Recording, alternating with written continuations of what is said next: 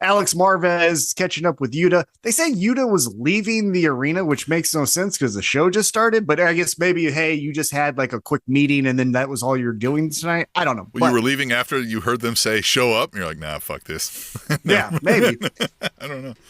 But what I liked about this is he's doing very well with the like disjointed, disjointed, he's in his own head, confused, not aware of his surroundings.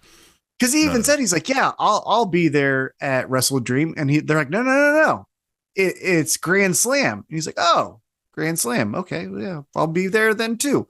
And one thing that he mentions, kind of this weird, like using this, but for something else, is he said, Bryan Danielson said, you be proud of being a champion and you fight for what you have. So I'm going to do what Bryan Danielson said and join the people who tried to kill him.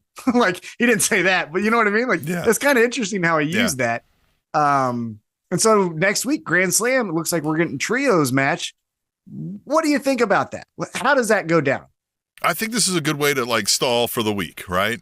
But we honed in on that little thing that everybody was like, well, that's interesting. Yuta didn't know this was happening and he's distraught about it. So I like that. I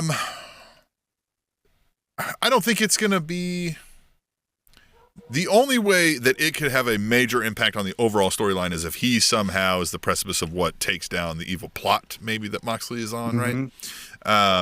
Cool KM brought up a good question here. He says, what do you think Yuta's ceiling is in AEW?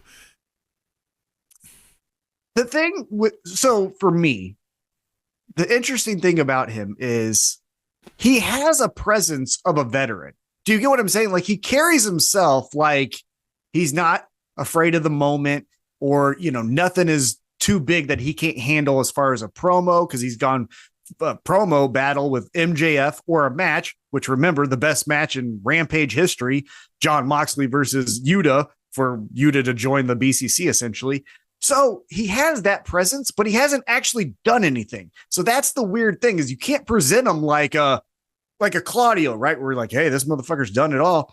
So I think he could be a top guy, but not now. I think he has to go through the motions to get the experience. And then once that time has come, then he can be pushed. That's how I feel. I think the height that we'd probably see him from what I've seen now is like maybe TNT title run. Right? It depends on how we're going to tell this story. That's also another thing too, is if you, like you said, if he's the one that after Danielson falls takes over the fight for AEW or whatever we're saying this is, well, then now let's elevate him a little bit. Yeah. But again, I don't think he's also not a day one kind of guy, right? We talk later with Mox and Claudio. They mentioned Private Party. He's not really that. So it's kind of he's in this always weird been almost from the start of when we saw him around. He's been part of a group, right? Part of the lower part of the group.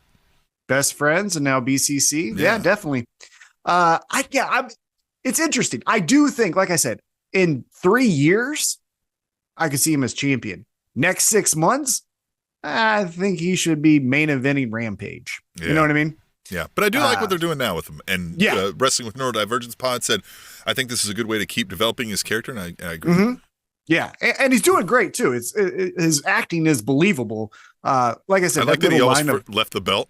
They were like, hey, you left this back here, and he was like, oh. Yeah. Shit. I love this thing. Right, and then he's like, I love this thing,